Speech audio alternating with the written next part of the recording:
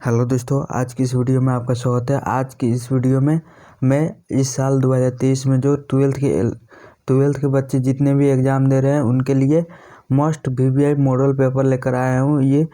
ये इतिहास में गाइज मैं बता दूं कि इतिहास और पॉलिटिकल साइंस से क्वेश्चन है। इस आपने क्वेश्चन को कभी देखा नहीं होगा, इतना टॉप क्वेश्चन है। ठीक है गाइज, ये हर बार पूछा गया है क्वेश्चन बैंक में, ये क्वेश्चन आया हुआ है, लेकिन ये सबसे टॉप क्वेश्चन है। आपको देखकर ही जाना है, क्योंकि मैं गारंटी लेता हूँ कि आपको किसी भी गाइड में या गेस में नहीं मिलेगा, इतना गारंटी के साथ कहता हूँ।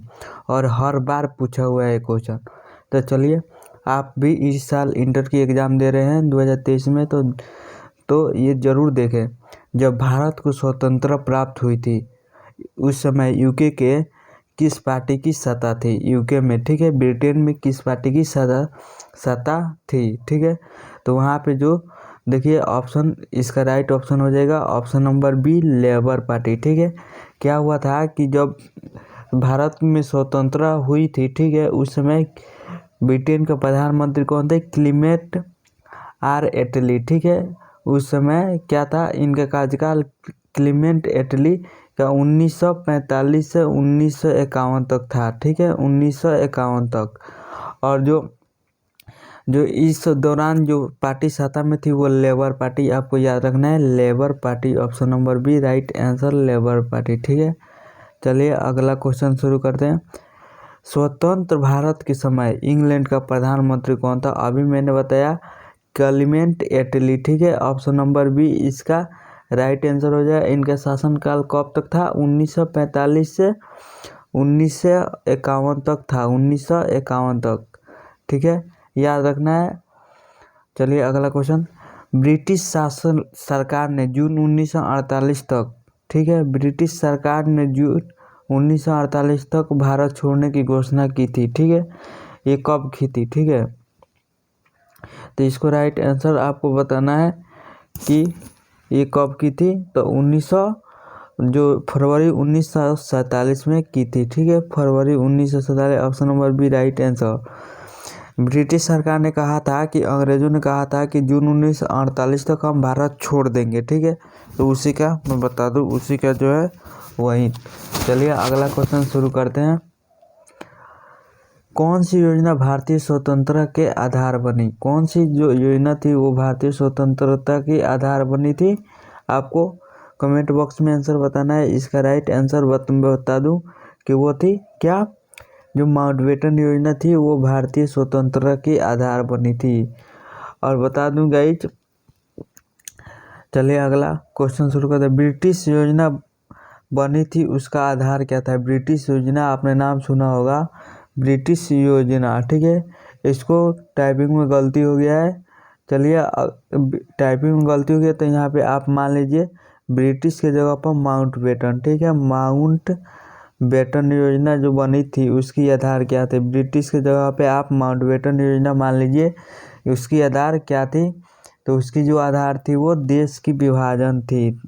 इसी के कारण जो माउंटबेटन योजना के तहत हमारा देश का जो हुआ विभाजन हुआ था। चलिए अगला क्वेश्चन शुरू करते हैं। भारतीय स्वतंत्रता अधिनियम, जिसे इंडिया इंडिपेंडेंस एक्ट कहते हैं। चलिए यहाँ पे एक न्यू शब्द मिला है, आपको बता दूं, जिसे इंडियन इंडिपेंडेंस एक्ट, यहाँ पे देख लीजिए, इंडियन इंडिपेंडेंस एक्ट। इसे भारतीय स्वतंत्रता अधिनियम को इंडियन इंडिपेंडेंस एक्ट कहते हैं। आपको याद रखना है, ये ब्रिटिश संसद द्वारा पारित किया गया था। कब किया गया था? ठीक है, ये किया गया था जुलाई 1947 में। कब? जुलाई 1947 में किया गया था। चलिए अगला क्वेश्चन शुरू करते हैं। इसका राइट आंसर हो जाएगा ऑप्शन नंबर बी।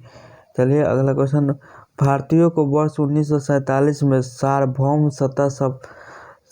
सत्ता सौंपने की, ठीक है, सार्वभौम सत्ता सौंपने की योजना निम्न में से किस नाम से जाना जाती है? तो ये किस नाम से जाना जाती है? माउंटबेटन योजना के नाम से जाना जाती है। देखिए यहाँ पर माउंटबेटन योजना सबसे वीवीआई टॉपिक है, तो आपको याद रखना है। भारत के विभाजन से संबंधित माउंटबेटन योजना की सरकारी तौर पर घोषणा कब की गई? ठीक है, जो सरकारी तौर पर घोषणा कब की गई थी माउंटबेटन योजना की, तो आपको यहाँ पे बता दूं कि ये की गई थी 1947 को। कब? 3 जून 1947 को। Option number D right answer. चलिए, भारतीय स्वाधीनता विधेयक को राजकीय स्वीकृति प्राप्त हुई। भारतीय स्वाधीनता विधेयक को राजकीय स्वीकृति प्राप्त हुई कब? तो इसको कमेंट बॉक्स में बताना है। ये बहुत ही क्या है, VVI क्वेश्चन है गाइस। तो इसका राइट आंसर हो गया 18 जुलाई 1947 को। 18 जुलाई 1947 को याद रखना है। भारत के विभाजन का बाल्कन प्लान, आपने नाम तो नहीं सुना होगा गाइस। बाल्कन प्लान ये बहुत ही VVI क्वेश्चन है। जो बाल्कन प्लान उपाधि था, क्या था? उपाधि था, ठीक है।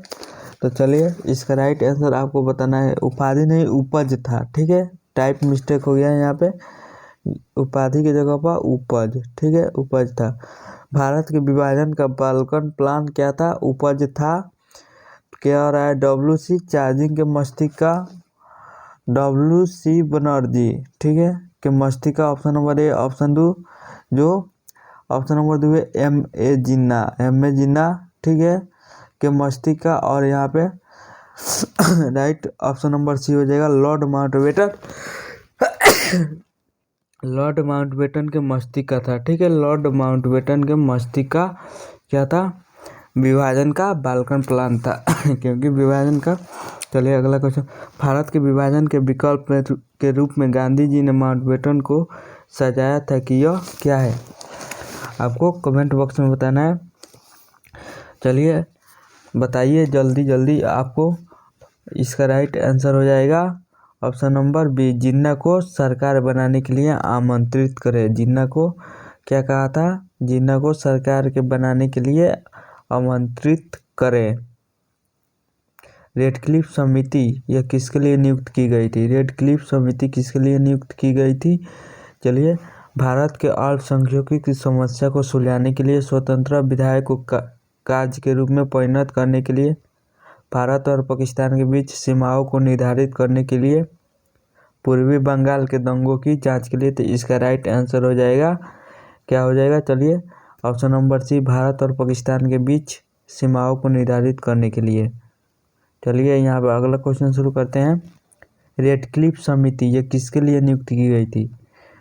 रेडक्लिफ समिति किसके लिए नियुक्त की गई थी? आपको अभी बताया कि जो की गई थी वो भारत और पाकिस्तान के बीच सीमाओं को निर्धारित करने के लिए की गई थी। और चलिए अगला, भारत के विभाजन को डालने का अंतिम प्रभाव, ठीक है, अंतिम अवसर समाप्त हो गया कब?